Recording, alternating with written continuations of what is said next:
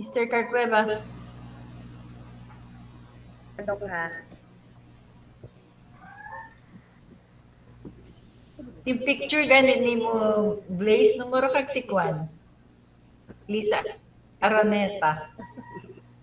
Ano? Asa? Jet. Kakali lang. Hindi niya lang. Alis good.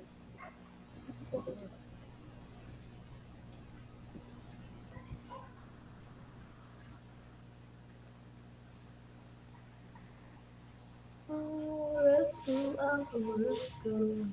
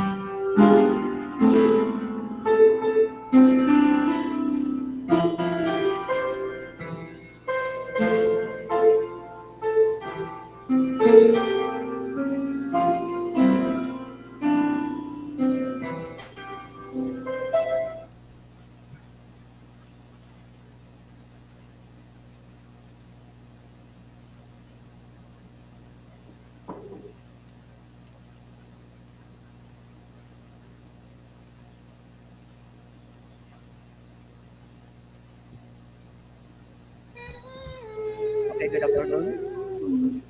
Okay, my topics are about teachers, educators as curriculum developers, exploration. First, are professional who create instructional system to improve student learning strategies, elementary, middle and high school. It is a systematic process of developing instructional system. And also, this is instructional coordinators design guidelines for school programs so that the school understand what standards and regulations they must meet.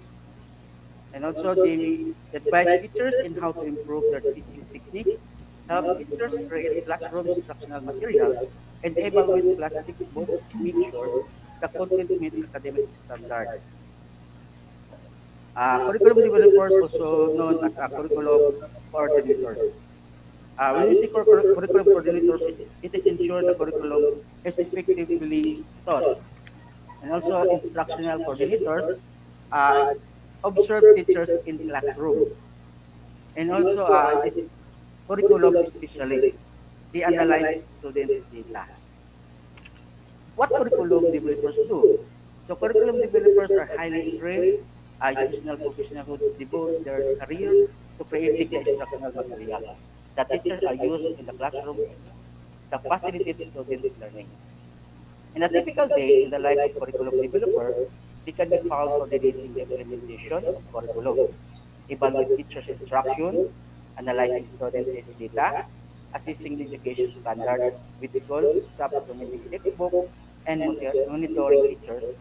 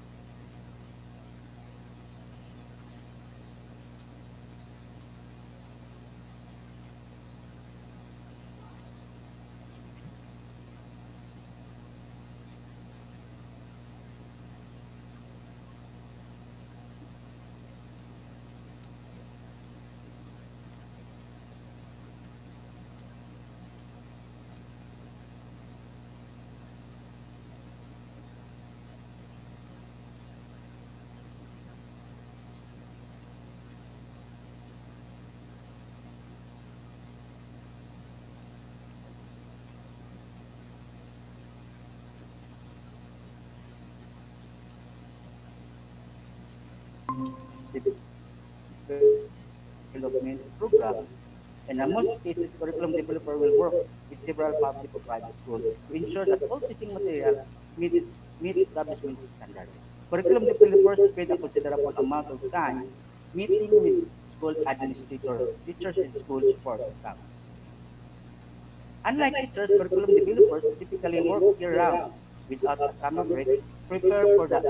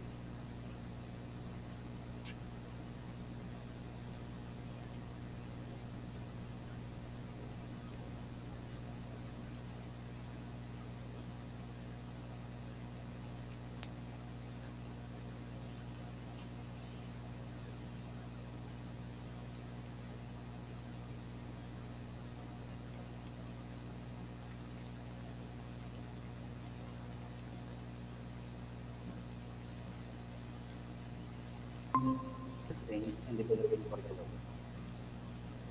Number five, innovator.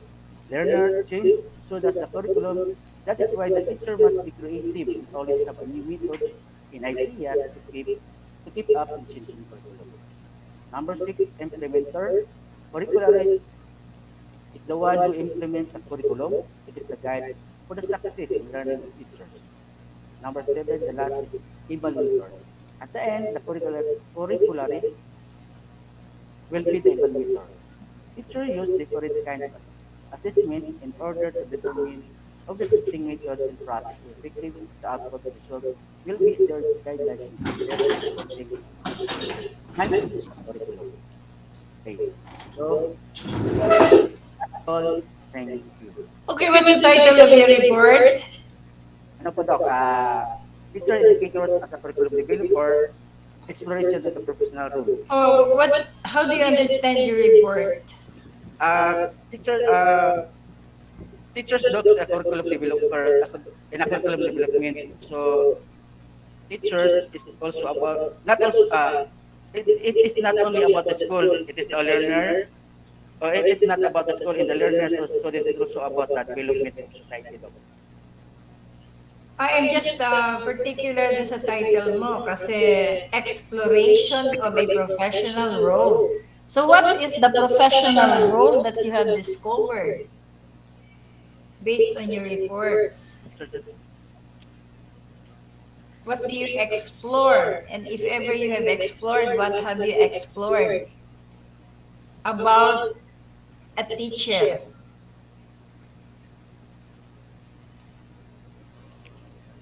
Explore. Based on your report, ano mo, gawa mo ng highlight siya para maintindihan mo yung title niya. Teacher as a curriculum developer. So, exploration yun ng professional role. Ang question ko ngayon, what have you explored based on your report? What are the professional roles of a teacher? I think because career exploration improve the student knowledge of career option, encouraging to develop and work towards. What have you explored? That's my question. What have you explored? Ano ang, kasi nakalagay doon a teacher as developer sa curriculum, di ba? So, ano yung na-explore mo na professional role niya? Yun ang title mo eh. I would like you to understand your report kasi simple lang ang report eh.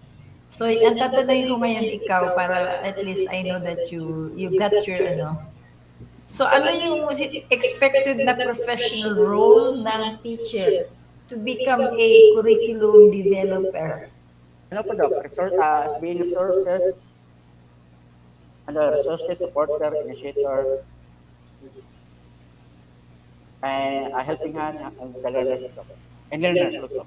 So, you try to ano, paraphrase it. What have you explored?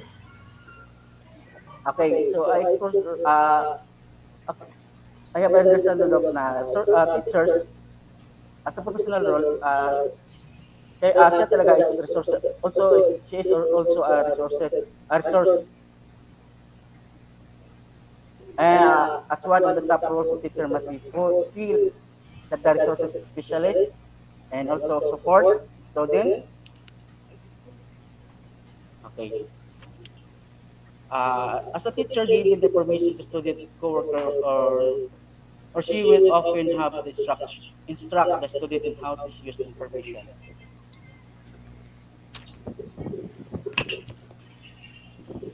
Apa man? Time ka daw ka. Mentor. Kanin.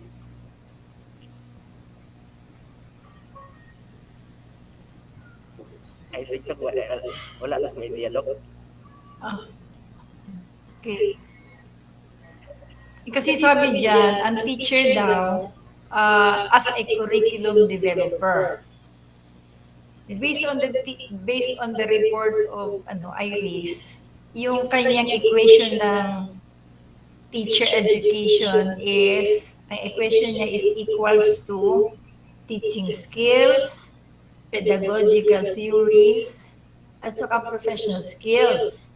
Yun ang sabi niya. Ngayon, sa iyo naman is, ano yung professional skills nga, ano yung mga dapat na papel niya as curriculum developer. So, it is expected na meron ka na nung sinabi ni Iris na teaching skills, pedagogical skills, at saka yung anong pangalan ng professional. But yun kasi ay mga what we call the products, no? The products of your report. Paano ka magkakaroon doon ng teaching skills kung hindi ka resourceful? Oh. So ito yung mga role na dapat ma-explore mo. In other words, kailangan ng isang teacher resourceful because you cannot attain the teaching skills. Kung hindi ka resourceful, kung tatamad-tamad kang teacher dyan, di mo maintindihan. Dami nagreklamo ng teacher, ang module, ang hirap ng module. Kung mahirap ang module, di mag-aaral ka. Then you expect your teacher, your students to understand your module. Ikaw ang teacher, di ka understand. So what do? You have to understand it also by yourself. Gawin mong easy kung mahirap yung module na yun. Be resourceful in such a way that your modules can be understood by your students. Resourceful nga eh. Ano ba yung sabihin na resourceful? Mahanap ka ng paraan. O, then support. Mag-text sa'yo yung estudyante mo, sir, wala yung kasabot ano, so ano, lalayo na abang teacher ka ron. Mag-text na yung mga estudyante, masuko siya, pag-text mo. Ganun ba? But you have to have that role of being a supporter to your students. That is if you want to become a good curriculum developer. Yun, sinasabi mo, mentor ka. Ano ibig sabihin ng mentor? Nagtuturo, nagko-coach, nag-a-advise, nagka-counsel. Mentor nga eh. Pero kung mentor ka na matapang masyado, hindi mo kalapit sa yung estudyante ko. I cannot call you a mentor. I was assigned in a, sabi nga, mentor daw, advisor sa thesis, sa dissertation ako sa doctoral ko. Excuse me, hindi ako makalapit. Give up pag ko. So, paano ka magiging mentor niyan? At that time when your student or mentee approaches you, that mentee needs you. Pero kung di ka maduulan, you cannot be a mentor. Buti na lang, ibinigay ako sa isang talagang mentor. He understood kung ano yung mga shortcomings ko, kaya meron siyang pedagogical skills. Look ha, this man has teaching skills, this man has pedagogical skills, Meron siyang professional skills, but this man is physically disabled. Ayan. Kaya nga hindi siya tinatawag na is disabled, differently able. So hindi mo na makita yung kanyang physical na pagkukulang kasi naandun sa kanya yung being a mentor, approachable, concern, di ba? You're willing to help. And at the same time, you do not monopolize being the mentor. You also become a learner. Ano yung learning mo dun? Natututunan mong i-understand yung estudyante. So, may natututunan ka rin in the process of mentoring. You are mentoring at the same time you are learning because you're helping a hand, you learn that somehow, sometime, meron tayong limitation as mentor. Tayong mga teachers, meron tayong limitation. So you have to have this what? Roles. Meron ka bang role na mentor? Tumutulong ka ba? Hindi naiintindihan ng estudyante mo yung math. Naduulan ka ba o dili? Mangayos si tabang, dili. May natututunan ka ba? Ganon. So these are expected of you. You try to explore. Kahit sa sarili mo ngayon, explore mo daw ang sarili mo. Marunong ba akong maging resourceful? Meron ba akong quality of being a mentor? Meron ba akong attitude of helper? Meron ba akong attitude of being a supporter? Kasi kung wala, i-explore mo uli. Because if wala, you are expected to have these roles to become effective curriculum developer because you are a teacher and you are one of the stakeholders ng curriculum development. So yun na naman ang report mo. You try to explore to become, you explore your skills, you explore your roles to become what? Curriculum developer. Did you get me, Rex? Yes, Doc, yes, Doc. Yun lang. If you don't possess all this yet, or maybe some only, try to check. Ma-development din yan. All we have to do is to accept it, whether we have or we don't have yet. And if we want to have it, then diligence is important and acceptance of our limitations. Nobody has the monopoly of all. What I have, you don't have. What you have, I don't have. Parang ganun. So, give and take. So, even if estudyante mo lang siya, huwag mo silang langin ang estudyante kasi meron silang alam na hindi natin alam. Mas magaling pa nga sila sa atin sa ano eh, sa computer. Yes. Yung mga qualities, di ba? Minsan magpatulong pa nga tayo. Pwede ba yung nani? Oh, in that way, it's good. It's a good sign that we are learning from them also. Ito hindi maintindihan ng ibang teacher kasi ang mga ibang teachers feeling kasi, which I pity some of these teachers who have this kind of mentality as if they know all. Nobody knows all except the Lord. Okay. Sige, next. Sino sunod? Si Casqueo or si Jimenez? Jimenez, Doc. Sige, go. Kaya palagi ma-lose connection ako dito. Ano ba itong aming signal dito?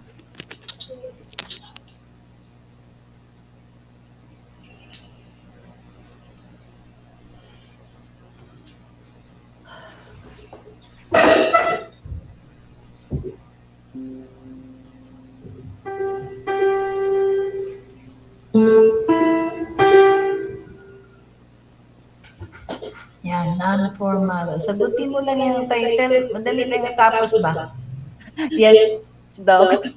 Curriculum development and non-formal education, Doc. So basically, this is for learners or students that they cannot able to go through formal education or dili maka-afford sa formal education or they can't even continue with the formal education here in the Philippines. So what we offer, the Philippines offer an alternative way that they can still continue by providing some options like sa elementary and high school, we have the alternative learning system or the ALS, and then for the for colleges, if they can able to go with colleges or university, we can offer them TESDA for the technical and vocational courses. So I prepared some legal foundation for the non-formal education, but this is just only based on the Philippine Constitution that we have. So I will no longer mention this all, but I'll go ahead with the two main facets of non-formal curriculum development, basically the theory and the practice. So if learner comes to enroll to non-formal education, they still have classes just like in the formal, but then the time is limited, and then they also have um, like the OWS, they only have Saturdays, and some offers only Sundays, and also we also have like kanang mga night school.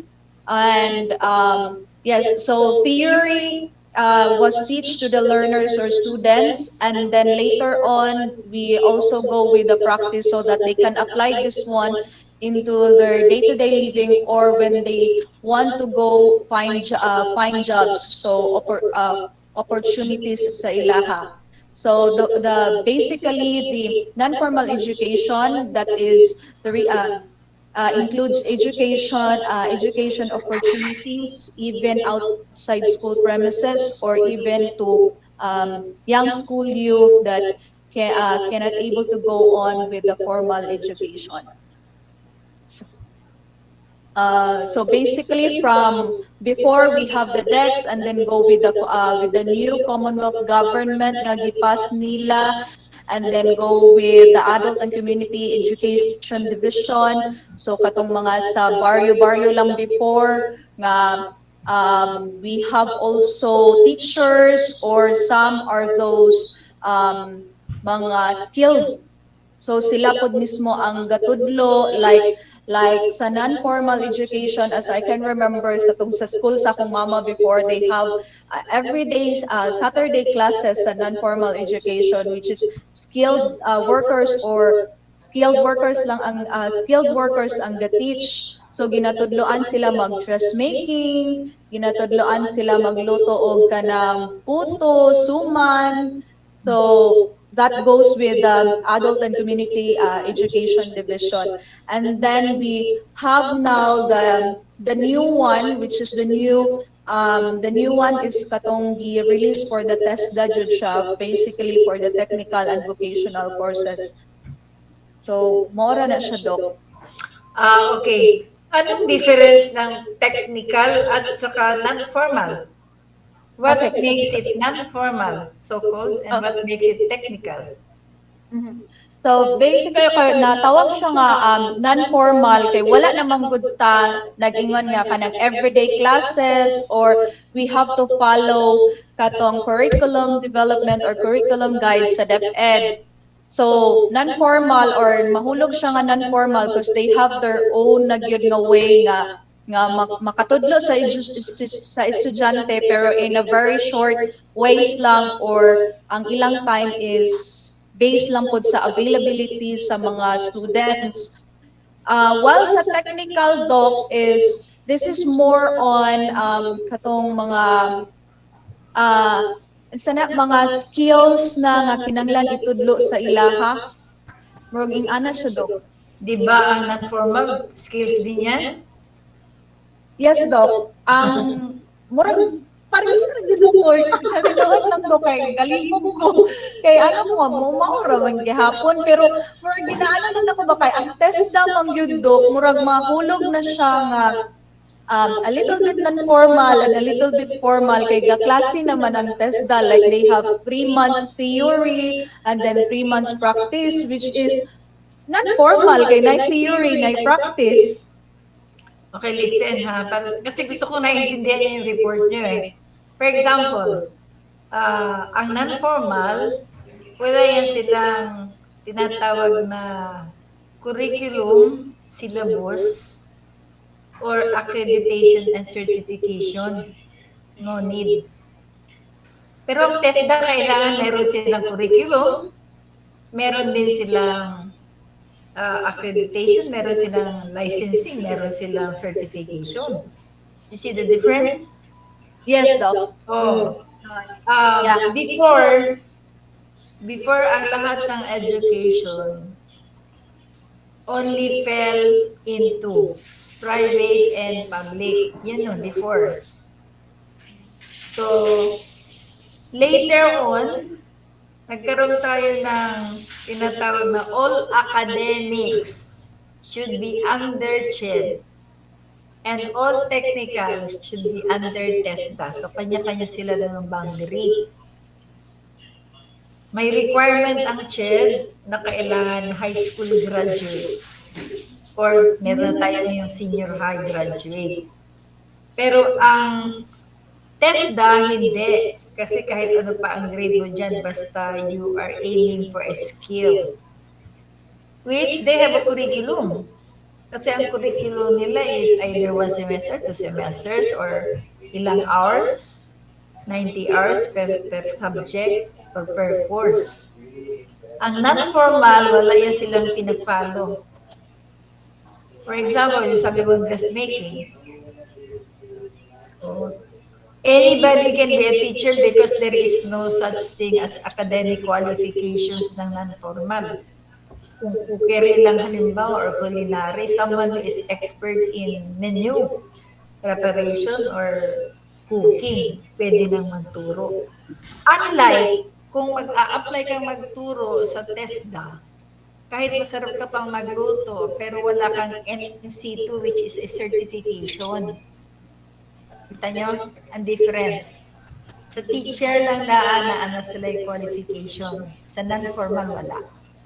Anybody can lead because there is no such thing as licensure, certification, diploma, prerequisites, wala yan sila. Wala yan silang requirements for faculty. Ang TESDA, kahit technical yan, meron yan silang faculty requirement. So, nakita niyo ang difference. Lahat technical, yung non-formal na yun, pwede yan siyang ipa-accredit sa TESDA.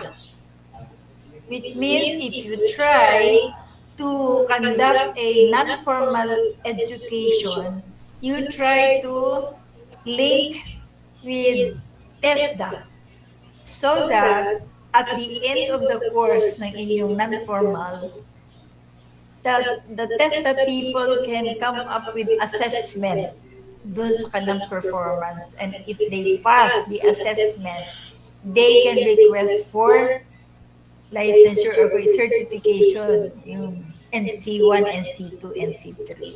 And that will qualify them if they have the certification to teach in the TESDA. So kung iisipin mo, recognized by the government ang TESDA. Ang non-formal, pwede yan sa barangay lang. Pwede maghingi ka lang ng permission doon sa inyong barangay captain na gusto namin mag-Saturday class ng cooking, gano'n. And it depends on the teacher kung ilang meeting lang sila because they do not follow a curriculum.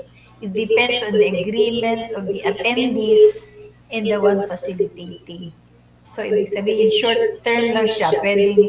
Pwedeng longer, pwedeng shorter, depende sa kanilang pinag-usapan. But ang TESDA is different because they have already laid out their curriculum for a certain period of time and number of hours with qualified teachers. Okay? So, lahat ng technical, vocational, dyan talaga mapasok. Ang CHED para lang yan sa academics. And nowadays, it is expected as time has been changing a lot. Dapat tayong mga teachers hindi lang sa classroom marunong. Meron din tayong alam sa technical, vocational. Para in case, kasi mas madaling kumita kung technical kwan ka expert. Required na yung mga teachers, Doc. Pag nag-apply ka sa DepEd, dapat kailangan meron kang dalawang NC2. Oo, dapat yun na. ano ka na. Oo, naging requirement na rin niya. Bakit? Kasi meron kayong meron kayong TLE yata, di ba? Yes, May Doc. mga, oo. And that will qualify you kasi kung hindi kayo natuto ng any skill, paano ituturo nyo? Di Mm. ba? Buti nga, na-require nyo eh. Nung unang panahon kami, wala eh. Katawan mo, pagani ako, pinaturo ako ng home economics. Tapos, nakalagay doon sa kanila, ma'am, ang dapat kasing lesson na ngayon, dressmaking. Ah! Sabi ko gano'n. Wala ako doon. See? Yung naging, parang empty-handed ako. You know what happened to me? Ay, nag-aaral ako ng kadagana yun. Nagbasa-basa ko ng book paano. Tapos yung kapatid ko, marunong mag-cutting. So kung ano yung tinuro sa akin ng ano, kapatid ko, yun din yung turo ko sa kanila. You see that?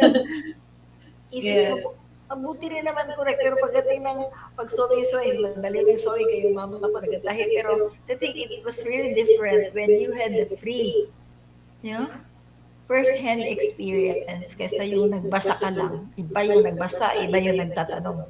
Kaysa yung ikaw mismo nagka-experience. Yes. Okay. Totoo. It's good na meron requirement na yun sa inyo ngayon.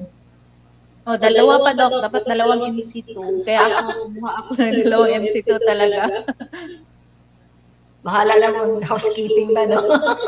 Oh, housekeeping no, kay pinaka-easy. Tapos, nakakuha ako ng scholarship sa ano, dito ano to, sa May Matina, Doc. Meron siya ang TESDA. Tapos nag-offer sila ng baking and pastry. So yun, bake din ako doon. Okay lang. Oh, yun ang non-formal ed. Na connect nila, nag-link sila sa TESDA, tapos na-certify sila, nakapasa sa assessment, kaya qualified sila kay may NC2 na. Anybody can have, any ano, non-formal ed can have NC2 for as long as you link it with the agency. Kasi meron yun silang assessment always. Okay, so yun ang difference na ano nung TESDA at saka kwan, non-formal ed, more or less. Mas authoritative ang TESDA. Okay, next. Naku, siya mga oras na. Paskeho po, Doc. Yeah. Good darling. Ethel.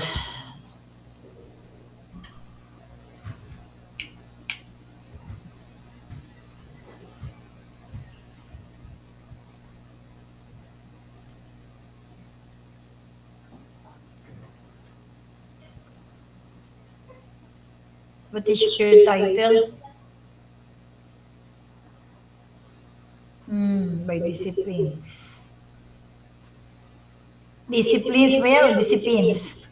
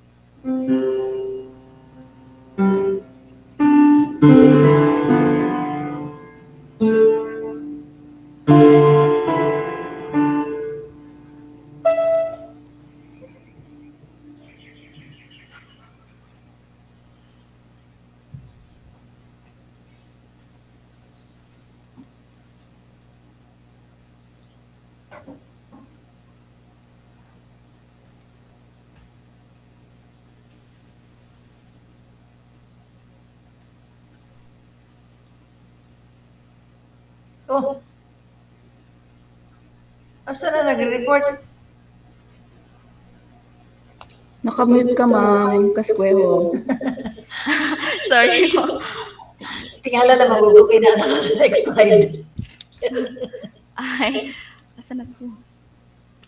Try sa first slide. Ay. Your title is what? curriculum development by Oh. discipline of So I think what you should tell us only is what are the requirements to develop a curriculum by discipline. Yun ang pinakakanyang center niyan eh. yes po. How and why and what. Yun lang.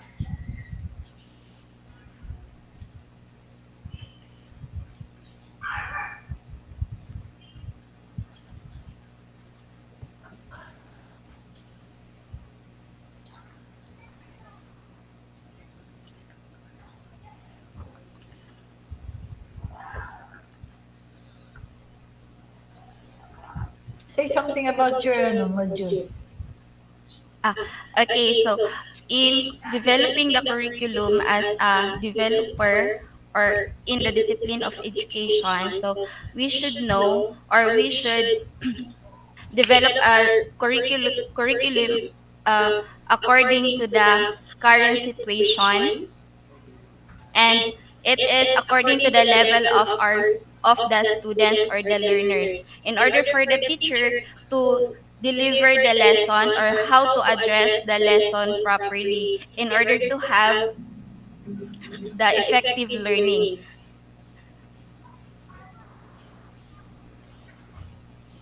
Subject based.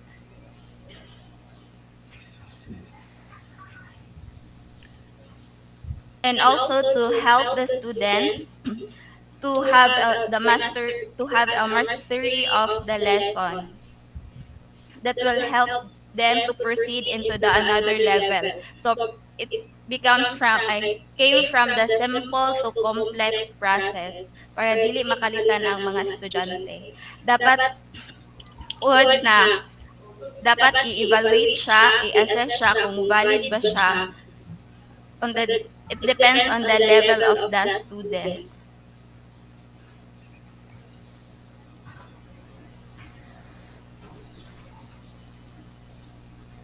So there are also some subject na dili siya pwede itudlo sa elementary level, dili po siya pwede itudlo sa secondary level. So applicable siya only in college. For example, kining subject centered. So disciplines na siya science, math, and psychology, and history and humanities. So ma-apply siya in college. And dili siya applicable sa elementary. For example, sa grade 1. So, ang science dili pwede sa grade 1. And also, the psychology and history and humanities, dili pa sila pwede applicable sa grade 1.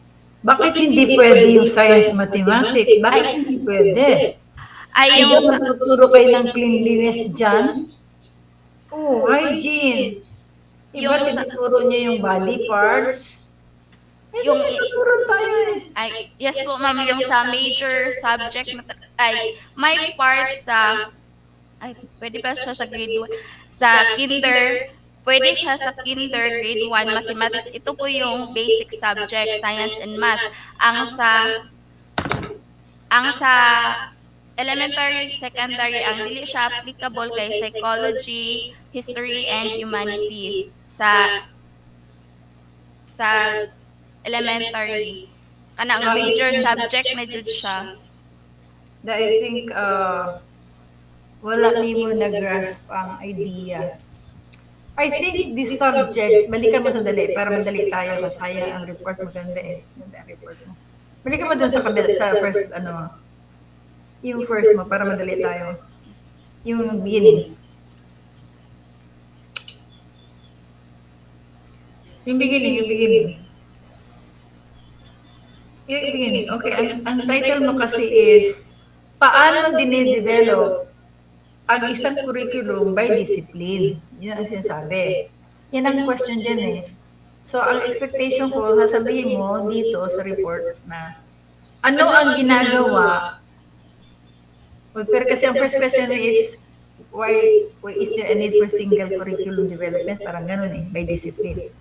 Paano ginagawa yung curriculum by discipline? Ano ba ang discipline?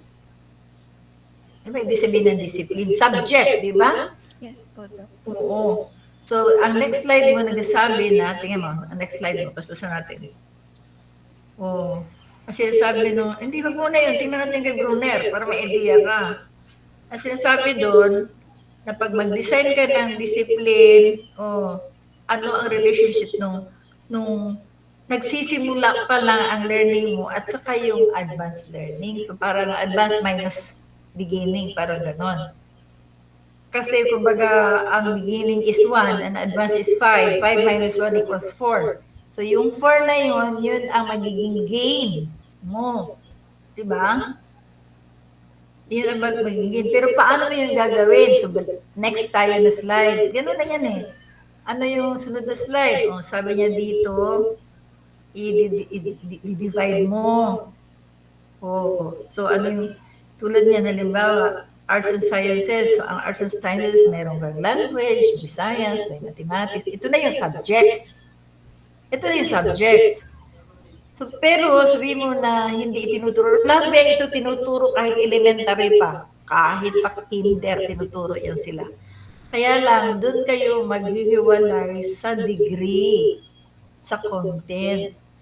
Kaya nga, ang isang requirement ko dito is gagawa kayo ng subject curriculum, content curriculum, and learner curriculum. Ay dapat maintindihan ito. So ito subject na curriculum ito. So paano gagawin ang subject curriculum? Hihimay-himayin mo kung ano ba ikaw teacher dyan ng language. Paano mo ituturo ang language? Magsisimula ka kung ano ibig sabihin ng language, tapos pag-aralan mo iba-ibang language. Science, paano mo hihimay-himayin yung science? Ipapadefine mo ang science, but definition of terms. Tapos ang different sciences. Tapos, pwede mo animal kingdom. Tapos, plant kingdom. Ganun ba? Himay-himay ba? Pagdating doon sa plant kingdom, pagdating mo sa animal kingdom, hanggang sa dumating ka na doon sa pinakamaliit. Same thing with mathematics. Simula tanong yung mga bata, nagsimula ng 1 plus 1. Marunong naman yung mga bata kahit na elementary pa. Language, alam naman nila ang ABC. Kaya sabi ko sabihin na, wala yan sa elementary. Social studies, meron yung sa elementary, kanada yung mga aral pan diha, maunsa pa diha. Aral pan, ano ba yan? Aral pan, manlipunan. Ano ba yung sunod? Para madali tayo. Yan, bakit daw kailangan mag-focus sa civil discipline? Bakit? Yun, ang sagot mo dyan, para maintindihan ng bata yung progreso, Process po. practice, master. Yan. Parang yung tanong kanina ni Iris. Ang tanong ni Iris kanina, wala daw siya kukuhaan ng curriculum development sa college kasi hindi yan kasali sa kanyang discipline. Language yung kanya, literature eh. Diba? So, ang natutunan ni Iris doon, all about language and literature, basta sari-saring literature dyan, British literature, Philippine literature, Japanese literature, Asian, African, ano pa yun, ba? All about, tanong mo yan siya, galing yan siya dyan. Kasi all about language. Yun. Where is there a need to develop expertise? Sunod. Yan, dito ako nag-question. Lahat yan, discipline, nagtuturo yan eh. Sabi nga dito, but not in elementary. I disagree with that. I think what the author is telling is the amount or the content what you are telling. Content po, Doc. Oo. Kasi natuturo tayo ng science elementary. Wash your hands. Di ba? Mathematics 1 plus 1. Wala nga naman sa high school pa ituro yung mathematics na yan. Yung psychology, itinuturo yan, good manners and right conduct. Yung history, tinuturo din natin yan, pero tinuturo na natin yung ano ba yan, sinong hero mo, sinong presidente noon. Yung humanities, laging itinuturo yung humanities, arts yan. Drawing natin ang mga bata, di ba? I think it differs lang sa degree and amount of content. Yes po, Doc. Oo. Kasi pagdating sa college, itong mga subject ito nagiging fields of specialization na. At ano ka, graduate ka, liberal arts, major in what? Major in science. Oh. Major in mathematics. Okay? So, yun ang ibig sabihin nun. Pero to say na it's not, ay, naku, I disagree with the author. Pero I believe that the author means Means na the content po, Doc. yung content lang. O, sige, proceed ka. Nag-comment So, talaga ako nun. okay po, Doc. Curriculum from different point of views. So we have traditional point of views and progressivist point of views. So first, in traditional, subject-centered, and then teacher-centered. And sa una, in traditional, kay more on teacher jud ang nag-istorya, dili ang students. Ang students, maminaw lang. And then, knowledge-based, focus on discipline, math, and science, and then serve as a written documents or plan of action. Karon, in our way of teaching, student-centered na, teacher as a facilitator, experience-based. So, mostly sa ang experience based kay sa experiment.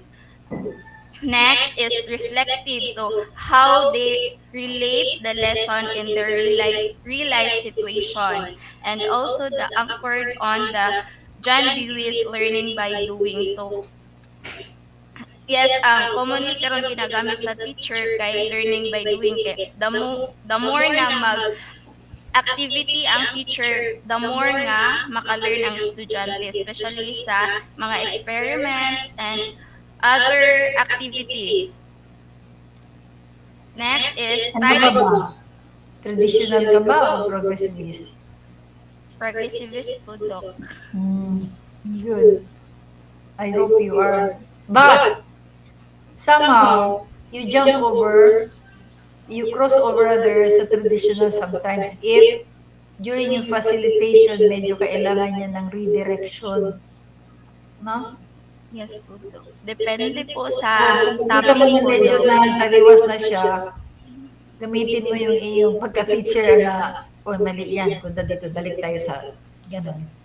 You have to do that once in a while. Kasi kung pabayaan mo lang sila, hindi sila kaabot sa ilang direksyon, hindi sila kaabot sa Davao City, ala sa Bago. Okay, reflective is very important. That's why I keep on asking, what do you learn? What did you learn? Your insights, your reflections, feedbacks, these are very important. Okay. So we have the types of curricula in schools. So first, we have the recommended curriculum. So the recommended curriculum is based on the DepEd curriculum, kanang sa CHED, and also the TESDA, o na mga recommended curriculum. And then the written curriculum is refers to the syllabus, modules, book, and other instructional materials. And then we have the taught curriculum, implemented curriculum based on what have written or planned, put life by the teacher and the learners.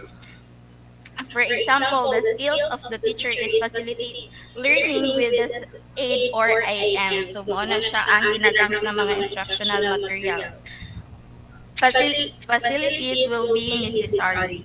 Next, we have the supported curriculum. So, support materials that teachers need to make the teaching and learning meaningful. So, print materials like books, charts, poster, and worksheets. We also have the assessed curriculum, evaluation based on taught and supported curricula. So after our discussion, we need to assess our students if they really understand the lesson that we've discussed.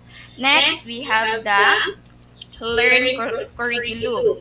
We always believe that if a student change behavior or he or she have learned, then the positive, mostly students are curious, so mangutana jud na sila kung diha po nimo isa nga mahibalaan nimo nga naka-learn jud ang estudyante.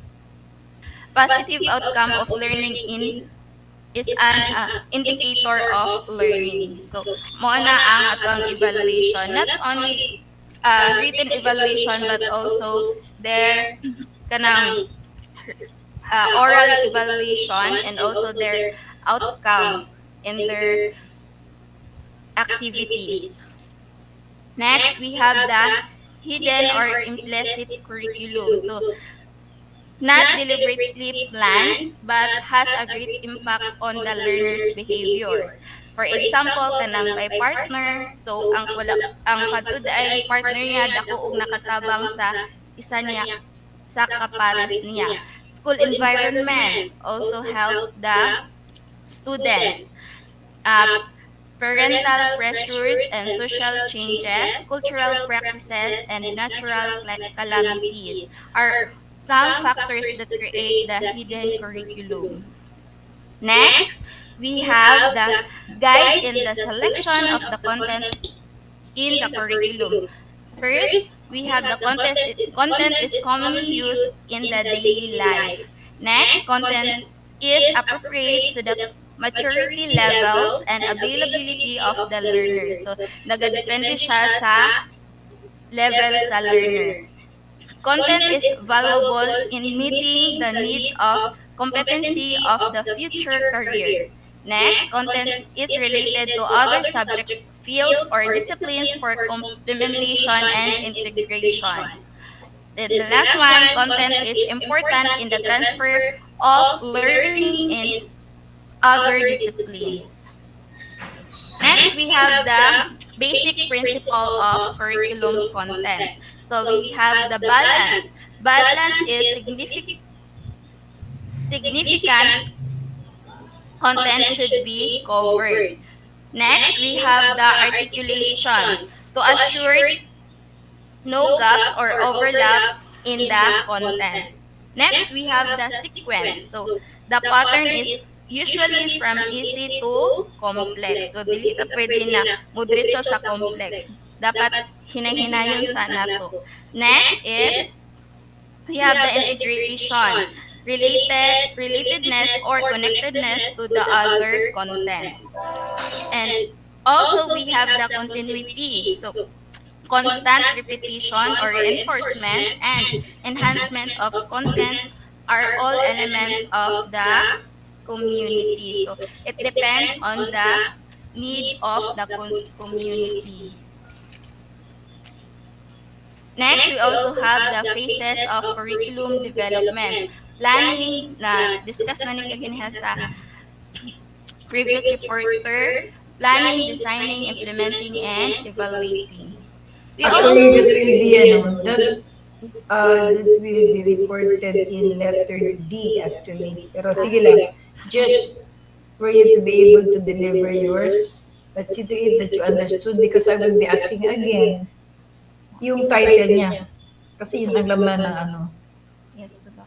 Types of curriculum design models. So we have subject-centered design model. So under the subject-centered design, we have subject design, discipline design, correlation design, and the broad field design or interdisciplinary design. So for the subject design, we have what are the subject that we need to teach to the students. So, mag-base lang yapon ta ani sa curriculum guide. So, what are the subject are you are taking? So, sa mga estudyante, these are the two questions that the teacher and the learner can easily answer. Next, we have the discipline design. So refers to the specific knowledge learned through the method which the scholars use to study specific content of their fields. So from the subject-centered curriculum, it moves to the higher discipline when the students are more mature and moving forward towards their career path. So mo to siya karang hinay-hinay siya from simple to complex. Next, we have the broad field design or interdisciplinary design.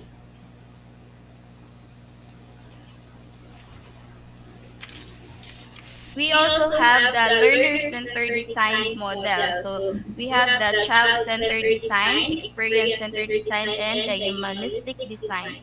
So under the child-center is more on the students is the one who create and only the teacher is the facilitator. Next, experience on is more on focus on the experience, how the child do the activity.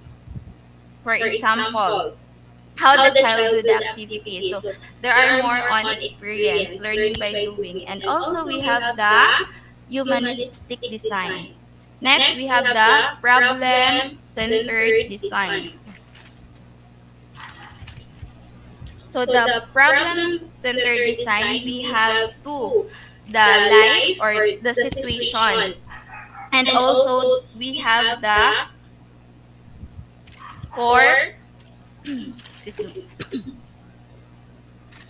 we have the core design. Yan, tingnan niyo mabuti yan ha, kasi yan ang magiging assignment niyo. Magiging project niyo. Paano kayo gagawa ng subject-centered, learner-centered, problem-centered? Okay, tapos na? Meron pa. Ito. Next, we have the curriculum mappings. Curriculum map. So curriculum maps are visual timelines that outline desired learning outcomes to be achieved. Contents, skills, value, taught, and instructional time, assessment to be used, and overall student movement toward the attainment of the intended outcomes. And curriculum maps provide quality control of what are taught in school to maintain excellence, efficiency, and effectiveness. So we also have horizontal alignment curriculum. So when we say horizontal alignment curriculum is also known as a pacing guide, will make all teachers teaching the same subject in a grade level. So, tanang all teachers teaching the same subject in a grade level follow the same timeline and accomplishment, the same learning outcomes. Next, we also have the vertical alignment curriculum. So, this is the concept development which may be its spiral form does not overlap by building from simple to more complicated concept and skills. So, gikan siya sa simple to complex. And that would be all. Thank Okay, you. how do you differentiate horizontal and vertical alignment? Horizontal alignment, it is a guide. It is the teacher's tanang teacher kay in this particular area or subject kay pareho tanan po ang teacher. Nagtudlo sila same subject po ang ilahang gitudloan po dok. And they are followed the same timeline ang ilahang pareho sila og gisunod. And So, then anong vertical? ang vertical po dok, vertical is which may kana spiral siya dok, kailangan siya simple to complex. Gikan siya sa simple na topic padulong palisod and then dili siya Example. for example ha, sa grade 1. So first kay mo ang itudlo sa bata kay counting, and then after they already know how to count, then addition na naman, and then after addition, subtraction. Okay, for example, language. Language. Pagdating niya ng grade 1, hindi siya marunong mag-identify ng ABC. Do you blame the teacher in kinder? Dahil kanya yung trabaho, ganun ba? Pagdating niya ng grade 2, expected na siya marunong magsulat ng ABC. Meron na siyang idea sa math. Hindi siya marunong magbilang pag grade 2. Does the teacher blame the grade 1 teacher?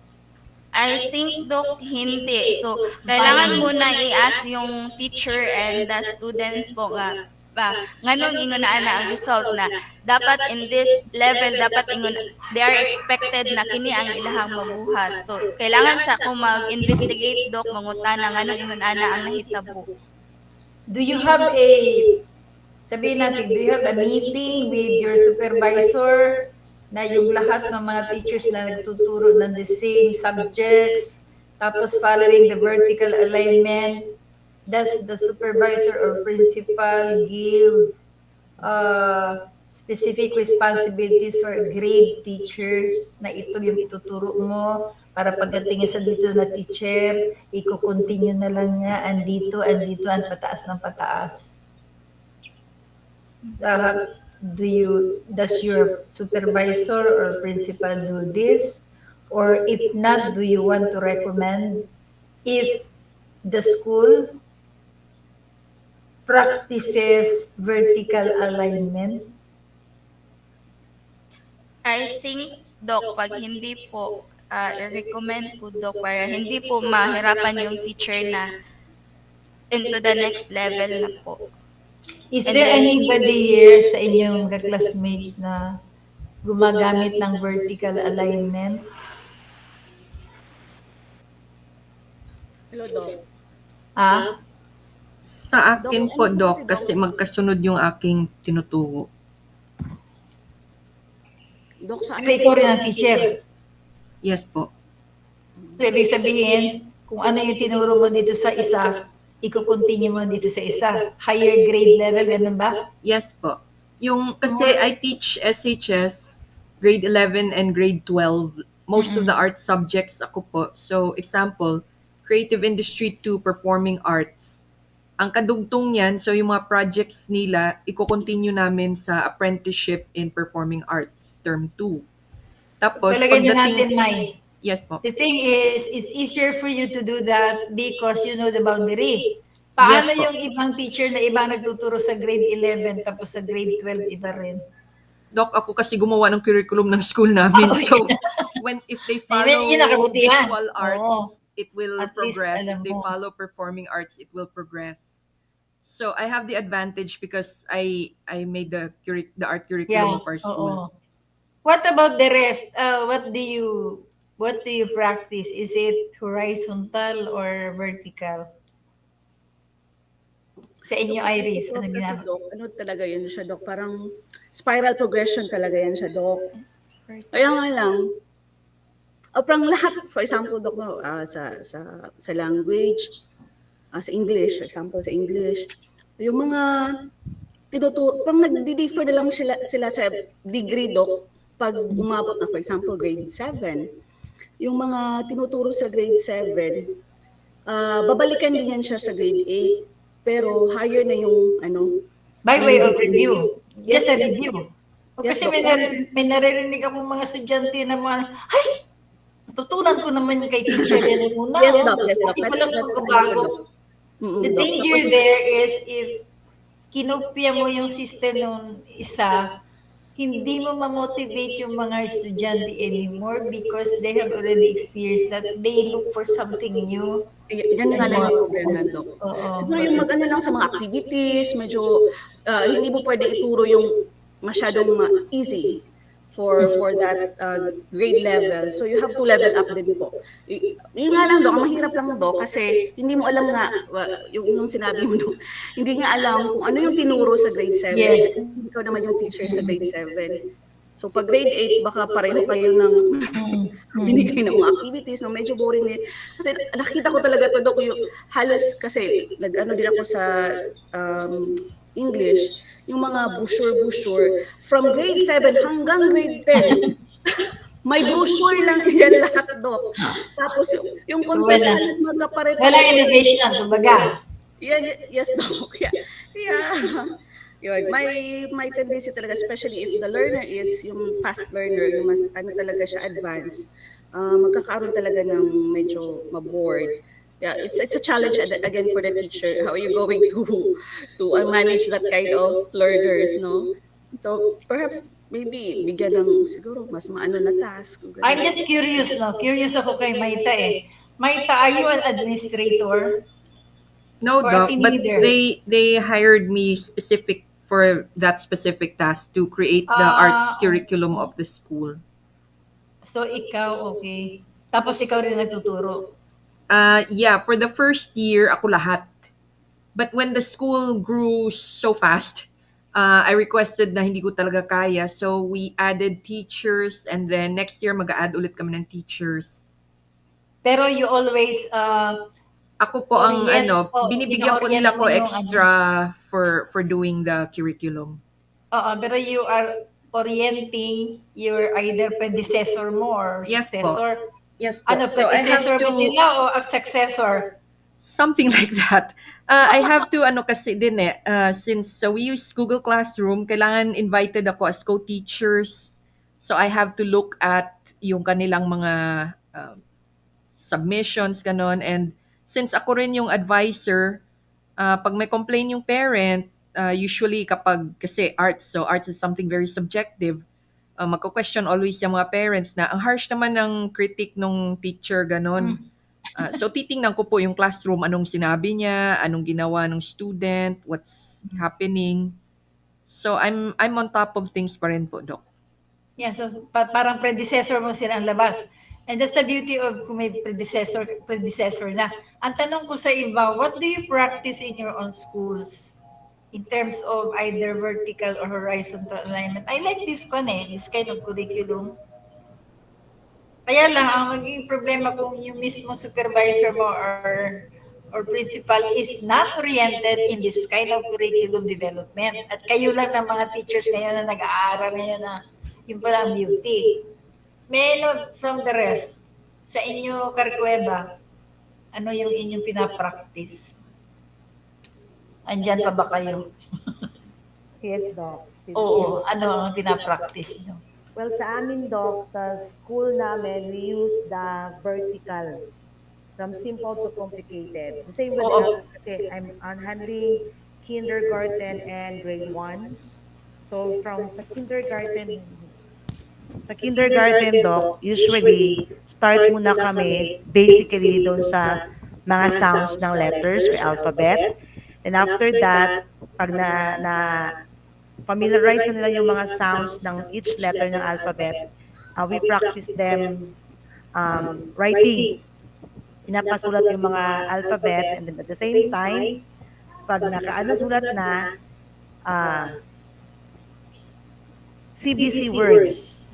So, ang ginagawa niyo, halimbawa, kinder, meron kayong boundary. Sabihin natin, ang goal natin for this specific level hanggang dito na lang. Yes, Doc. Sabihin natin sa level na yun, ito naman ang i-continue. Yes, Kasi, Doc. oo. Usually, we focus sa prep muna, writing. Then, pagdating ng kindergarten, Doc, mostly ang lesson doon, reading na talaga. What if it's not existing in your area? Siguro the best,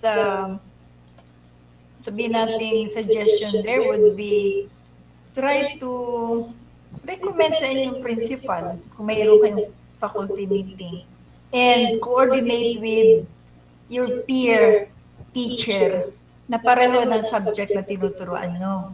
Parang kumbaga it's not really sabihin natin officially implemented in your school but for the sake of the learner, you try to coordinate na lang parang internal arrangement na lang with the teachers. Ang nakita ko lang problema is generalist ba kayo o meron kayong field of specialization?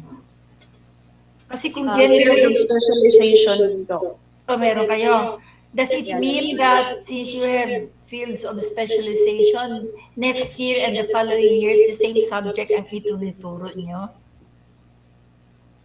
Example, Doc, ha, sa amin sa junior high school, Doc, like, for example, ang grade 7 and grade 8, sa TLE man ako, Doc, like, kukiri ang grade 7 and grade 8. Pero, based sa learning competency sa DepEd, Doc, hindi siya magkapareho ng topic kasi yung grade 7, parang high lang siya, high to kukiri lang. Pero yung grade 8, doon na talaga yung talagang hands-on, like meron na talagang kayo na magluluto, yung mga ganun, Doc.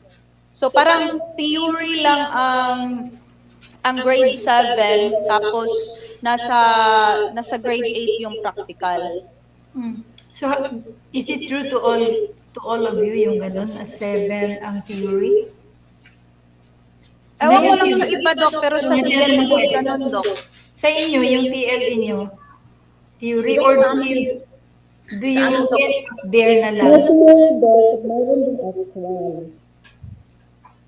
Oh, may actual Dok sa grade 7 pero yung parang hindi talaga yung talagang yung luto na talaga na ano yung parang kung magluluto man sila sa grade 7 yung hot cake lang, ganun lang Dok. Pero pag sa grade 8 na talagang doon na lahat ng dishes na kailangan ng nasa learning competency talagang gagawin nila. Okay, so doon na yun mag-matter ngayon doon sa inyong subject-centered curriculum, learner-centered curriculum, and problem-centered curriculum. Doon mag-matter, and mag-matter din doon yung teaching skills, pedagogical theory, at saka yung professional skills. So depende pa rin yun because you are the manager of your school, classroom. So, hindi naman tinitingnan doon. Actually, yung curriculum guide lang naman yan eh. Pero if you think that your learner is, sabihin yung learner nyo, fast learner siya, do you end up there because the theory, because the curriculum is saying na hanggang dito ka na lang? Or would you want to embark further? Yun ang magiging exploration ng inyong mga role as a teacher. In government, we have a curriculum guide wherein the Department of Education selected the most essential competencies that is what the government teachers are studying. Provided ko yan sa national. Pwede kayo, lahat kayo nasa DepEd, wala kayo sa tertiary. So ito yung guide sa at yun talaga ang ipasalaw namin. Yung guide. For example, yung mga... So you are boxed by the curriculum. Now listen, you are boxed with the theory. Now where does your resourcefulness come in? And your sabihin nating teaching skills in teaching advanced knowledge if you are boxed by you are being prevented to explore more. And with that, delivery of the learning process. It's up to you on how you make or what mode of what modality that you are going to use. Maybe you are going to make a video lesson, then send it or a PowerPoint with audio, then send it to the children. Or it's either modular. So depende na lang sa teacher kung ano yung modality niya. But ano yung strategy niya. As long as the DepEd having what you call the seminars and trainings on how to maximize the utilization of the technology. For example, we are using the Microsoft Teams, yung ganun. We are using the Google Classroom, using the we have an online class, a Zoom, the Google. So depending na lang sa teacher, the passion of the teachers on how to deliver the lesson. Ganun yung skills there. Dok, in addition po sa sinabi ni Ma'am Villas, Dok. sige, I don't get all kasi masyadong hindi clear eh. Yes, Dok. Sa sinabi niya kasi, Dok, na depende na yun sa teacher. Actually, Dok, if sa classroom observation kasi, Dok, isa sa mga tinitingnan ng observer, Dok, yung mastery sa teaching. So, doon na kasi pumapasok yung across curriculum. So parang ang mastery kasi ng yes Dok, kasi ang mastery kasi ng teacher nakikita kung maka-go beyond ba siya. Yes. Oo, that's what I meant eh. Na hindi ka box ng curriculum. Yes, Dok, hindi. Guided ka lang, Dok, but if you want to include yung mga relevant naman na mga pwede sa inyong lesson, pwede nyo talaga i-integrate, Dok. So hindi talaga ganun Okay, you try to scan yung curriculum yung sa mga M. Yung tinuturo ko sa iyo, wala yun sa lahat sa curriculum. I made my own curriculum, but may pattern na ako. I tried to revise it and in such a way na it is richer ba kaysa yung curriculum per se. Kasi yung curriculum, kaya kanina sa report ni ano kanina yun, sa kaninang report yun, either Jimenez or ano, Esquejo. Yung bang, ang curriculum is only a guide. Okay? Guide na yun sa atin, but it does not mean na sa guide na yun, hindi nalalabas yung initiative mo, yung resourcefulness mo, yung potential mo beyond. Kailangan ano yun eh. Ma-explore mo yung X factor mo as a teacher. What Huwag can I kayong learn to contented sa engage X in factor. I mean, do not be contented with what this book is saying to you. You can go beyond the book because this book was written long before you were born and even your learners were born before. But now is a modern time and you can excel more. So you have to be what? Yung mga technical skills, hindi na wala naman sa book eh. Look at your books, written 10 years ago and 15 years ago, na-revise. Kaya nga sabi ko, it's not, do not be bookis. Ang pangit ng teacher na bookis eh. Kasi makikipag-away kasi estudyante niyan. Especially if your learner is advanced reader. I just remembered my student dun sa University. She was vying for cum laude. Ngayon, siguro last discussion nila ng teacher, the teacher mentioned something na hindi nagustuhan ng aspirant. Kasi mali, kumbaga. Ay, wide reader yung, intelligent eh. Ma'am, excuse me, may I check that was not written by blah, blah, blah, not this one, blah, blah, blah. Ala ba? Eh, so siguro na ano yung kanyang ego, nagalit siya. I-personalize niya. So, nag-graduate din tayo yung bata hindi na lang nagsali sa graduation kasi hindi niya nakuha yung cum laude. And yet, she got the highest grade, pero wala ang honor. Yung ganun, what I'm trying to say is that tayo, we should be,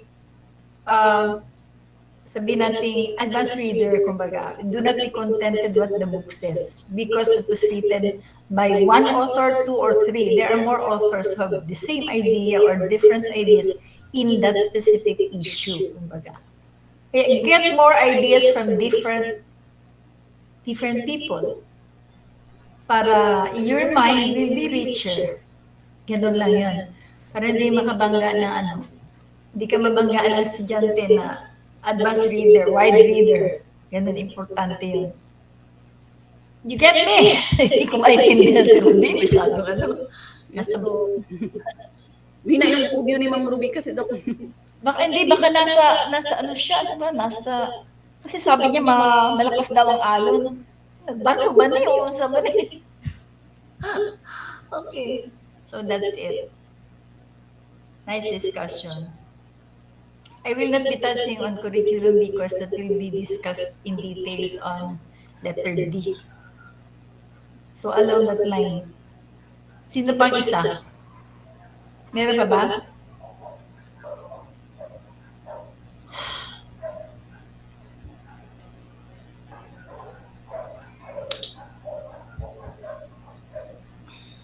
Any more points to discuss? Clarification lang, Doc, for the midterms. Oo. Ilang pages to, Doc? Ay, hindi na ako naglalagay ng pages for as long as you're able to come up with. Okay po. Oo, depende kasi So, kung sa basta estudyante pa yan, kami lang po yan magpili sila. what we want. Oo. You have the option. Ang akin lang naman is that you understood the lesson. Kailan po ang last day of submission, Doc? Doc, kailangan nasa schedule to lahat. Ang dami namin ginagawa po eh. O sige, ano ba yan? When do you think you can make it? A week or two? O sige, before election. Thanks, Doc.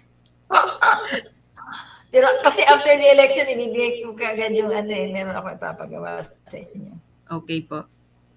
Kaya gusto ko ma-hurry up yung mga reports so that you will have enough time to do your sabihin nating extra work, which is workshop, and banking on the report of Iris na continuing teacher education in curriculum development. Through curriculum development, you will do the same thing para it's part of your curriculum learning. Doc, yung the two more topics, 3 and 4, report din yun as in report? Aling 3 and 4. Yung pinost nyo, yung isa yung magpili. So, yung akin number 2, development education Letter C program. yata yun, letter C. Yes, letter C and letter D. Yes po. Oo, letter D and letter C. Oh. Yung Ah. after letter C, letter D naman. Part 3, Reports iba din yung yung lahat po. yung parts. Kasi yung part 1, part 2, part 3, under letter 4, yung letter D. Report din po, Doc. Kasi next week ba are we meeting? 'Di ba merong something what's this yung research something may gi-post si Doc Kabintoy na may event daw sa MAEM? Wala akong na-receive pa Okay. so far. Anyway, kung wala, mag-post naman ako. So far, wala pa akong na-receive. So, in the absence of notice, understood yun na may klase kung wala. Pero kung halimbawa meron, kindly submit para ma-check ko yung inyong midterm. Nasasabi ko before the election. So, kung halimbawa walang, ano ba yun, May, ano ba yun next? Next Saturday is April 30. 30. Oh, April 30.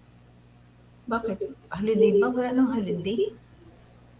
May 1 is Sunday. Hindi po, Doc. So, Meron daw i-forward ko po mamaya. Ha?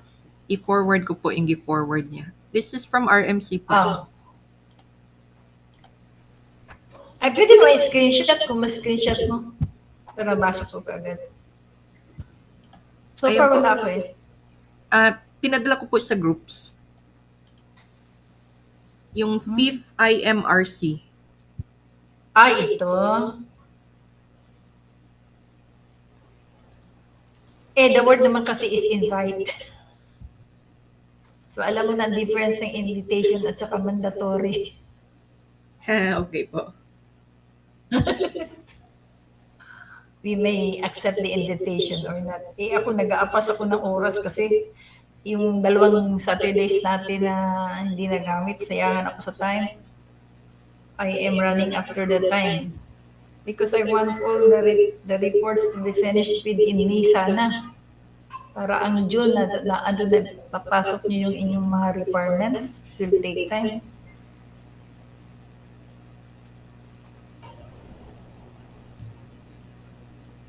Any more question?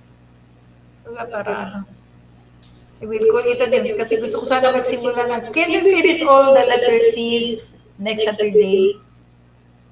And I suggest na pag yung basahin yung yung inyong kwan, ang gusto ko lang kasi when you make a report, you highlight it, but see to it that when you highlight, it really embraces the whole content of the title. Yun ang importante kasi, na dun sa title ng report Pagka intindihin lang nyo yung details nyo sa mga slides nyo.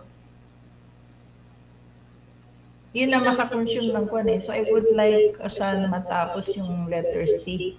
Kung hindi man matapos yung Saturday, pero half of it para before the election, which is May 7. Oo, May 7. Ano pa? Matapos natin. Do you have any question? So, almost 4 na po din. Okay na, Doc. Kaskeho. Mag-ask lang po ako, Doc. Ano po yung i-submit sa midterm exam kasi late na po ako nakapasok po, Doc. I think nasa GC nyo. Okay po, Doc. Thank you, Oo. Doc. Ikaw ba yung ano, yung first time ka pa magturo? Hindi po, Doc. Isa man to siya, yung first talaga na natanggap sa trabaho. Sino ba yun? Yung sabi niya na first time siya. Jimenez, di yun na Ha?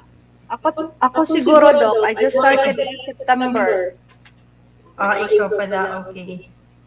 Um, have you entered already sa work mo? Ka-start ka na ba? Yes, Doc. Nung September, Doc, nabigyan agad ako ng advisory. So, how's your experience as a teacher? Okay lang, Doc. Challenging. Mm. I have my grade 7 advisory, but most of the subject na i-handle na ko is grade 9 and 10. Tiningnan mo ba ang curriculum? Yes, Doc. Nabisita mo ba? So, how was the line up of the subjects? For TLE, Doc, ha, comment lang sa TLE. TLE major man kasi ako, Doc. Hindi pa talaga inline lahat ng curriculum guide ng TLE.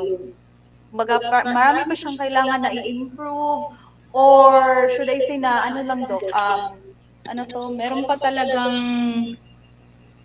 kasi iba-iba man kasi, Doc, every school iba-iba kasi yung ino-offer nila for like example sa amin, we offer agricultural crops sa grade 9 and 10 kasi yung senior high school nila doon din na inline. Tapos pag aanuhin mo, kulang-kulang lahat, Doc. Hanap, ikaw gagawa ng sarili mo. Minsan, friendship sa ibang TLE teacher sa iba't ibang lugar. May I ask you, where do you teach? Tugbok, Doc. So, meron kayong gardening dyan? Yes, coordinatorship ko yung gulayan sa paaralan, Doc. Ang hirap magturo ng ganyan na na agricultural crops, nasa city ka, wala ka naman pinapakitang tanim dyan. Meron kami, Doc. Meron kaming garden kasi ano pa naman, may malaking space pa. Although, yun nga lang, hindi yung individual talagang isang, di ba sa atin noon, I remember sa elementary and high school, sa isang estudyante, isang box talaga ng garden or dalawa kayo. Ngayon, 10 sa isang box. Ganun na siya. At least meron silang experimental station. Oo. What are your objectives in teaching, in developing the competence of your students in terms of agricultural crops? Do you have personal goals or you're just basing on the book? Dalawa, Doc. Basing on the book, kasi nga, yun yung nasa modules nila. Plus, gumagawa rin ako ng sarili ko. Nag-insert ako ng at least one doon sa skills. Kasi alam ko yung knowledge nasa libro na yun, sa module na yun. And then, yung skills lang, nag-a-add ako kahit isa lang. Nag-ask talaga ako sa school head namin kung kahit isa lang kasi nga yung more on practice nila sa gardening. Lalo na ngayon na Doc, na pandemic, diba? Walang bata sa school. So, or nag face to face man, konti lang rin ang makakapag ng agri. For everybody ito, no, to become more versatile in your teaching, do not stay put only in your own field. Try to embark on other fields. Ang field ko language at saka human behavior, but I play guitar, I play piano, tapos nag-embark ako sa agriculture, I tell you, nagturo pa ako ng agriculture because I work sa University of Southern Mindanao sa Cabacan, wide masyado yung nila dyan, agricultural, So, nag-aaral ko ng konting animal husbandry, poultry, yung mga crops. Para in case, you do not know kasi yung kung saan ka malagay, in case lang, at least meron kang alam kahit pa paano. Yes, Doc. May science 9 ako, Doc. Dalawang section. What about De La Peña? I would like just to consume time na lang. Di tayo maka-letter C, but I suggest letter C will be next. Let's finish it. Ikaw, De La Peña, any issue on your subjects in terms of curriculum learning? As of today po, Doc, kasi 'di ba, I'm handling multi-grade level po. Struggle po talaga kasi for sa ngayon po, Doc, pandemic na face to face. Hindi namin sinasabay yung grade 1 and grade 2. But on the on before pandemic sinasabay namin, and really struggle in transition since I am more on the horizontal curricula. So, ang ginagawa ko, Doc, hindi ko sinasabay, I'm regarding the grade level of the student, but instead, I am I am classifying them based on what they are learning. For example, yung mga nakakabasa na, dito sila sa kaliwa. Yung hindi pa nakakabasa talaga, doon naman sa kanan. So, ganun lang ginagawa ko, Doc. I'm regarding their grade level, but instead, I'm classifying them based on what they know po, Doc. Kasi meron talagang sorry, meron kasi talagang mga students, Doc, na kahit na grade 2 na or grade 3 na, hindi pa din marunong ng letter sounds. Oo. Maybe because of the home environment, kasi may student ako na parang may special yung mother niya. So, as a teacher, so iniintindi pa din, Doc. So, guide ng guide, tapos at by the end of, pag may time pa, kasi maaga uwian ng lower level, especially kinder to grade 3. So, pag may time, Doc, pinapaiwan ko talaga sila. At least man lang maturuan on how to pronounce this letter. Parang mga ganyan, Doc. Extra ano yun? Extra Yes, Doc. factor. X factor yun, extra service. Minsan, Doc, is ano na lang, since may TV man kami sa classroom, pinapanood ko lang sila mga today, this setup, Doc, yung teacher Rachel, kasi very sikat si teacher Rachel ngayon in the YouTube for the learning of the preschool learners, Doc. Okay. Is there anyone who want, okay, before we wind up, any insights from our discussion? Just few insights. Insight may be a question, a recommendation, or comments. Gusto ko munang marinig yung mag-asawa. Kasi parang naghihiraman ba kayo ng laptop kung mag-report? Isa kami ng laptop, Doc, kaya lang yung isa walang phone, Doc, ay mic, hindi makaano. Okay, so far, ang experiences niyo sa ating subject, So far, I've learned a lot of things, Doc, especially dun sa curriculum development, yung teaching skills, teaching pedagogical, and teaching professionals. And also, yung about teaching alignment, yung horizontal, tsaka vertical. Then,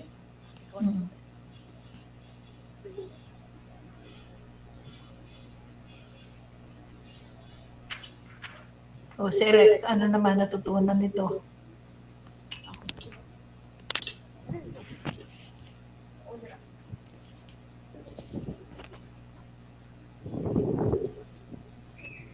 Okay, Doc, good afternoon. Okay, ang insight ko po, Doc, yung report ko kanina, Doc, no, yung role of teachers, exploration of teachers, Doc, how to become resources, being support to the student, being mentor and learners to the learners also, Doc. So, na-explore mo ng sarili mo kung meron ka nun. Yes, Doc.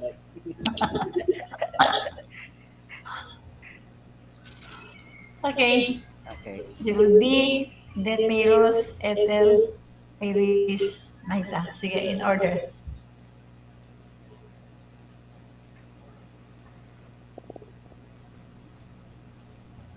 Menes.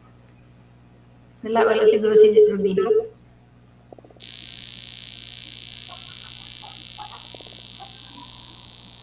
Ethel May, wala. Inside mo, wala ka? Meron po, Doc. Doc, meron, Doc. Bakit pa tinawag ko kayo, hindi ka agad kayo makarespond? Wala, Doc. Naglalag kasi, Doc. I think mga parang Oo. 3 seconds or 5 seconds later bago namin marinig. Gano'n. Pareha ko nabigla din ako nawawala. Sige, very fast lang, insight mo lang. Insight, Doc, ano, Doc, parang marami akong natutunan today, Doc, kasi parang especially lang sa report ko, Doc, at least hindi na yung ano yung mind ko na sa mani oy ang TISDA ug ang non-formal murag pareho ra magyud pero at least now oo naglibot jud ko, Doc, kag ano ko nga mukha ani oy kay TISDA mo ra man gyapon non-formal ra man gyapon siya kay syempre if we talk about formal, Doc, kay murag formal education, high school, college, ingana gyud siya. Mo, bahala na ni oy mo. Ano ko, bahala na ni explain lagi ni unya, ano ra gyud ko pero at least kaganina, Doc, based on your own explanation, I was able to come up with the idea nga yes, different gid sila although they can be connected with each other, especially ang non-formal ma-connect nimo sa TESDA, but then ang TESDA dili gid siya nimo matawag nga non-formal because they have their own. Pero muna, Dok, for the rest sa uban pud nga reporter, Dok, makaano pud ko kay kanang um, insights lang like sa teachers nga sides ano bitaw no ngano bitaw no why kinanglan ngano gid maka naay mga additional gid nga ideas nga imong hunahunaan, Dok.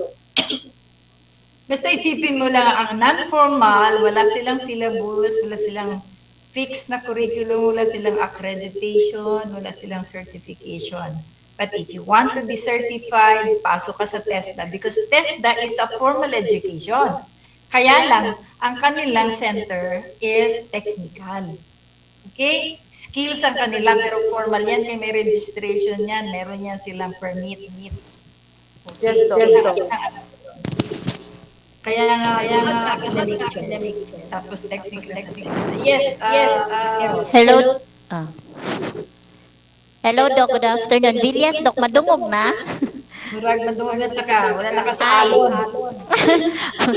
Good afternoon, everyone. Ang akong insight for this afternoon, I think daghan kaayo natun ano, daghan kay learnings for this afternoon. As we all know that education is a continuous process gyud maski pag nag-eskwela na ta, teacher na ta, still we are learning and naga-add pa jud ato ang knowledge with regards sa ato ang profile of the lessons na na-discuss today is very important gyud sa ato ang profession sa ato ang field. So, good thank you tanan sa mga sa mga reporters or presenters. Katura, Doc. Thank you. Pastor, Doc, once again, good afternoon. So, ang akong insight sa report karon is daghan jud kog na learn, especially katong isa-isa jud siya nga, and then especially sa akong report na mostly ang ginagamit itong horizontal o vertical alignment of curriculum. So, mostly jud kasagaran public ang ginagamit is vertical. So, na ano siya nga, dili lang jud ta mag-stick sa unsay gihatag sa ato na guide. Kailangan jud mo explore ta kay namay tay lahi-lahi man atong learner na fast na tama-tama lang na ako'y slow. So moto akong nakuan niya dapat as a teacher dapat dili ka mag-stick lang kung unsay gihatag sa curriculum guide. Dapat mo explore pa jud ka.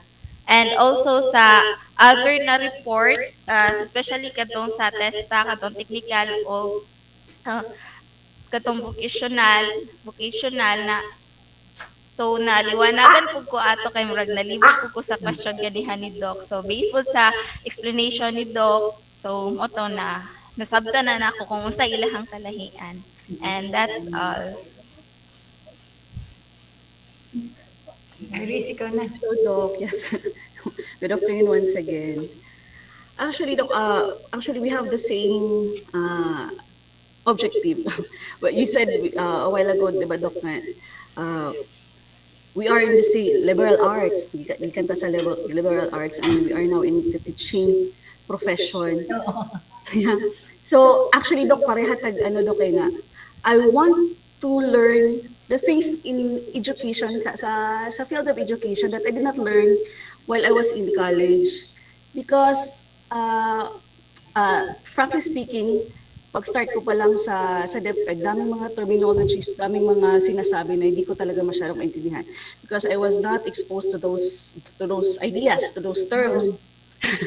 And so, pag nung na-accept ako sa DepEd, I told myself, no, I have to earn my masters, I have to go back, I have to learn more. Kasi mahirap kasi pag nag-uusap na kasi may mga, kahit sa meeting, kahit na may mga introduce na bagong mga, ano ba to? What are these things? What are this pedagogy na sinasabi nila? What are this, ano? So, it's really very important, no? And even here in our masters, kasi language teaching kasi yung inuna ko dati, Dok. Tapos ngayon, educational management. So marami rin akong naano, Dok, additional talaga na mga inputs. Kasi may mga, ang nagustuhan ko kasi dito is parang may review, may mga, parang, yun nga, additional na information. Hindi lang talaga siya na, parang we dig deeper.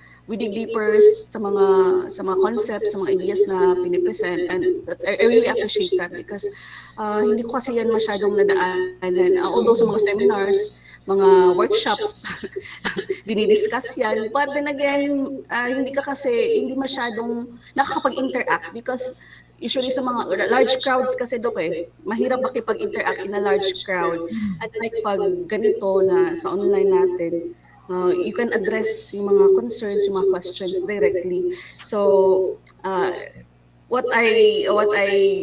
insight, my insight for this afternoon, Doc, is in the curriculum development, Doc, it is very important that the teachers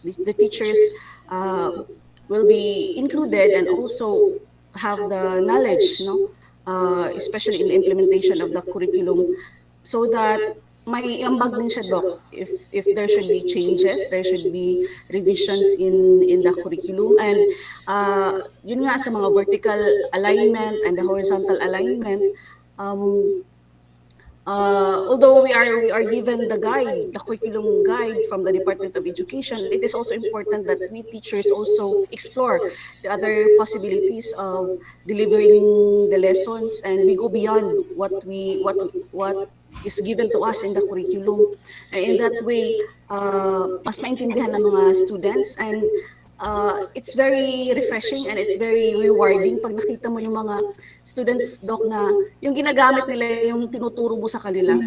Ayun talaga yung nakikita ko na, yung mga terms na binibigay ko sa kanila, ginagamit nila. It's very rewarding for me. So it means na naintindihan pala nila yung mga sinasabi ko. So yun, Doc, we have to go. Curious lang ako, paano ka nakapagturo sa DepEd? Did you take the board exam? Yes, Doc. So paano? How did you qualify? You took the education Doc? units. Yes, Doc. My units po ako. 18 units lang pa kasi 18 units lang yung kailangan, Doc. Kasi yung mga kurso natin, actually, graduate tayo, pero ang ating level kasi naandun tayo sa tertiary, yung mga graduate na A, B, mga ganun. Pang tertiary yun. Kaya lang nagtaka ako nakapasok ka sa baba ba, dun sa education. Kaya nga ang qualified lang magturo sa doon, yung nag-graduate ng education. In fact, yung mga teachers na engineers, no, mga lawyers, mga nurses, they still have to take up education units before they can teach. Yes, Doc. So, yun ang requirement. Kaya, fortunately, kung nag-aral ng BEd, diretso sila ba? Kaya at least wala na silang problema. Yung nag-graduate, no, kailangan na you have to take yung mga subjects nila. Yes, So, as you go on learning, pag-aralan mo talaga. Kasi kung hindi ka mag-aral ng education kahit may guide pa, hindi mo rin alam. Wala ka, you're groping in the dark. Yes, Kasi Doc, hindi mo that's alam true. kung tugo. Struggle ko talaga yan, Doc. Yung pag-aaral, Doc, parang doble. Doble yung ginagawa mo kasi iba yung pag-aralan mo sa college, tapos iba naman yung tinutugo sa'yo sa... Again, it is a continuing teacher education. Usually, soft learning din talaga, Doc. Parang gawan mo ng paraan, maintindihan yung mga sinasabi nila, yung parang ganun, Doc. We'll have more on that sa level 3, yung letter C tayo. Kasi ko na yun, level na yun eh. Okay, finally, Maita. Hi, Doc. in Ito this madali class, yung actually for review. this class, it's because of this nalaman ko na, oh my gosh, wala palang TLE ang aming school. Ganon. So, I had to, kasi unique ang aming school, Doc, eh. Even before the pandemic, we are actually classified under homeschool because hindi kami everyday nagmi-meet. Aha. Kasi grabe ang, Manila traffic is like, wow, it takes me 3 hours just to get to Cubao. So, can you imagine the other students? May students ako from Laguna and papasok siya to Cubao. So, that's farther away from my house. So, ang solution ng school is just to have, what's this, two days a week lang kami magpasok. Everything else is done in Google Classroom. So, yung mga students namin, at first, yung mga athletes, mga artista, or mga anak ng artista, mga ganon, usually. Talaga? Yeah, noon, when we started, ngayon, lahat na, all kinds. Although meron pa rin ako yung mga athletes, mga ganon. So medyo because classification namin is homeschool, medyo parang we're given leeway to do pretty much whatever. Ang thing lang is, because nga napaka-flexible namin, there are some things na nawawala. Like, yun nga, the TLE courses, yung pagtanong ko sa school, hey, naging report ko ito, saan yung ating TLE? And lahat sila, Oh, you make ah, suggestion.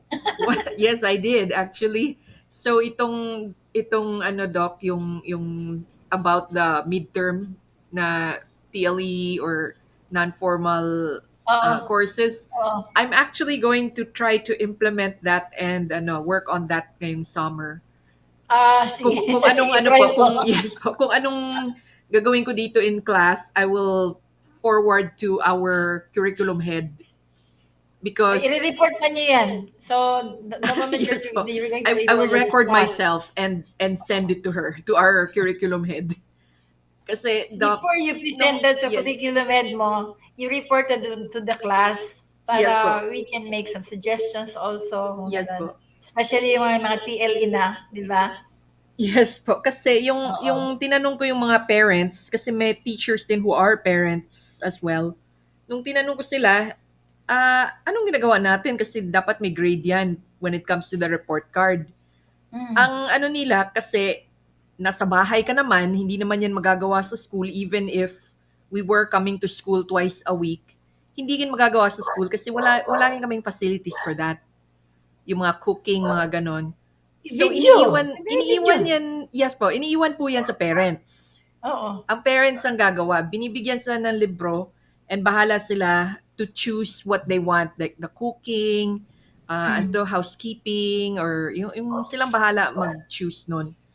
Ang problem lang is, kapag yung parent busy, ang nangyayari is nagsasuffer yung kid kasi, di ba, if you are grade 7, 8, 9, 10, hindi naman lahat pinapayagan ng parents na mag-open ng Face to stove on their face. own or mag-open ng oven on their own, especially kung nag-iisa sa bahay. So, tapos yung mga walang sewing machine, paano silang mag-sewing? So, yun. Tapos, kung ano-ano na lang daw project ginagawa nila, pipicturean ng parents, tapos i-upload sa Google Classroom. You can by doing that you can ask naman, inquire from each parent what facilities do they have, equipment or ba, para you can Yes come po. up Kaya, with a ang nangyayari po, feasible project.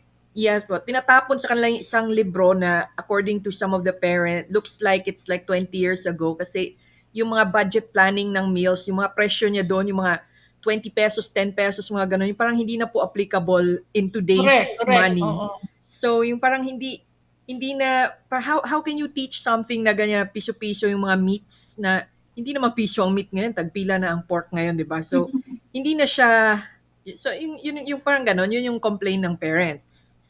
So when You I teach I them the brought it current up po, pricing. apa? You can teach them sa current pricing. Yes po.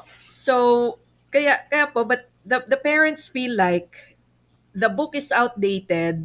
We need Oo. something more current if we want our kids na ano. Tapos hindi naman po pwede cooking, housekeeping all the time kasi honesty, Doc, pangmayaman po itong school namin. You know, Talaga, our parang senior high ganun eh. school is around 70,000 a year. Ano ba You yung ano cannot mo? Anong expect the pangalan kids school na mo? na ganyan. Ang iniisip nila that they will become entrepreneurs, that they will become, you know, yung mga ganong types of courses in the future. Yung aming kaya po ako hinire to do the arts curriculum because they want filmmaking, multimedia, they want yung mga ganong types of courses. And yung mga requirements of our class is talagang very demanding. You need a laptop each, you need to download the following program. So, you know, pangmayaman, in other words, Oo nga, medyo oo. Mm. expensive, and that is what they expect. So therefore, what we have to Then come do up na with a TLE, project kailangan ganun na din that po. suits their status. Yes po, the projects, ganun din. We expect na they can spend a little more for their projects. Of course, we also try to think na hindi rin ganun kalaki yung gustong babudgetin ng parents sa kanila. So meron ding hangganan yung projects. We have to also think na hindi naman din all parents want to shell out that much. So I'm teaming up with organizations right now to create a multimedia games, arts type of TLE. So yun po ang gagawin ko. Anong kailangan mo? My son is Mhm. a gaming entrepreneur. Yes, kasi before teaching in senior high, that is the business of my sister, and I'm her right-hand person eh. We do a lot of edutainment games. So kaya very in line, di ba, edutainment. And then that's what we want to teach then because I think I mentioned noon na it's my brother and my eldest sister who made the TESDA curriculum for animation and CG arts. Mm. So I want to try to apply that in JHS. Anong pangalan ng school? Hmm? Anong Catholic pangalan ng Filipino school mo? Academy. Catholic Filipino Academy. Mm. It's owned by Brother Bo Sanchez. Mhm. Okay, so we learn it from mga elite schools. I'm just trying to, kailangan kasi in line, di ba, Doc, with what we Oo. are We were currently happy in. because we are also getting info from you na anong elite Yes. na school, meron naman public school. Yung makikita natin, exchange of ideas and also when you Well, try to exchange your I'm ideas, hoping we po, also learn yes something. po. I'm hoping po that Maganda kang others pakinggan, can Dok, learn eh. with this din We're kasi being hindi exposed. naman po lahat expensive din for multimedia arts. Kasi meron Pero namang mga free curious lang ako, programs. Maita. Yes po. Since you are handling an elite school, bakit dito ka pa nag-enroll sa RMC? Doon na lang Um, sana sa Manila. Funny thing is because my cousin is is Attorney Robilio. I see. Yes Kasi po. ilan kayo? I think dalawa kayo na from Manila. Tatlo kayo from Manila na estudyante ko eh. Yeah. Ang isa nasa 118, ang isa sa 126, tapos Hindi ikaw po sa siya magpayag 110. na ano sa ibang school ako. Sabi niya, dito ka na nga. So, Oh, pero I you could said, have. You okay. could have enrolled somewhere in Manila. I was Di ba? thinking of St. Benilde, pero, well, he offered, di ba, parang sayang naman. Miscellaneous lang babayagan ko, so, dito na lang po ako. Oh, okay. We're happy to be with you. We welcome you in the fold from Also, Mindanao kami. I think po, the Actually, from insights that I get from this class is different din compared to, like, if I continue on with St. Benilde. That's where I graduated na in college. Hindi parang ganun ulit. So, I think with here, RMC, it's different. It's really, really academics Sa ano talaga, Benilde, they are training you to be entrepreneurs. They already presume that, you know, you are elite, you will be doing business, you will be doing this. Bihira yung academics. It's nice knowing that you're from there. Actually, from Batangas naman ako. Pero naandito na ako sa Mindanao. So, I live like a Mindanaoan also.